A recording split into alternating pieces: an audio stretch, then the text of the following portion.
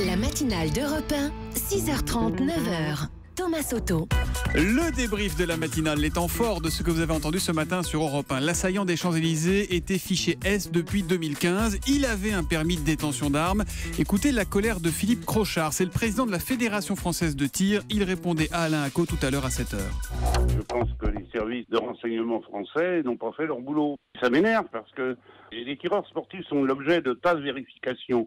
On vient chez eux, on vérifie qu'ils ont bien un coffre-fort, on fait des tas de trucs et des machins, on les contrôle dans les clubs de tir, etc. On est vraiment sous la loupe de l'administration. Et le gars, il est fiché S et il peut avoir des armes. C'est fabuleux. Qu'on ait renouvelé Son permis de détention alors qu'il était fiché S. C'est pire qu'une boulette, c'est une connerie, c'est impardonnable.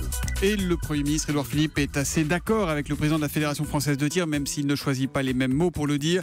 Il n'est pas satisfaisant qu'un fichier S bénéficie d'une autorisation de détention d'armes, a-t-il déclaré chez nos confrères de BFM TV tout à l'heure. Rien ne va plus entre les républicains purs et durs et les Macron compatibles, les constructifs comme ils s'appellent. La division est imminente à droite. Écoutez les informations d'Aurélie Herbemont, c'était à 7h30. Thierry Solère, Franck Riester, Pierre-Yves Bournazel, mais aussi Jean-Louis Borloo, Christian Estrosi et surtout le ministre Gérald Darmanin.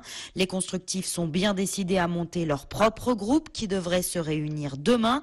L'idée, soutenir celui qui pour beaucoup est un ami, le Premier ministre Édouard Philippe. Autant dire que la droite, qui vient à peine de sauver les meubles aux législatives, entre en période de forte turbulence. Un élu constructif et catégorique, on ne peut plus s'entendre avec les autres. Et puis France 2 diffuse ce soir à 20h55 le jeu Tout le monde joue, avec ce soir un quiz consacré aux lois, les lois qui régissent notre quotidien. Voici un petit avant-goût avec Eva Rock, c'était à 6h45 dans le kiosque. Imaginons que j'ai une dette à votre égard et je vous dis que je vous rembourserai à la Saint-Glinglin. Est-ce que vous connaissez la date de la Saint-Glinglin ? Eh bien, c'est le 1er novembre. C'est le 1er novembre parce qu'en fait, des professeurs de droit racontent régulièrement dans leurs cours l'histoire de ce débiteur qui un jour a dit « je vous rembourserai à la Saint-Glinglin ». Eh bien, le tribunal a alors décidé malicieusement de fixer une date, le 1er novembre, parce que c'est le jour de tous les saints.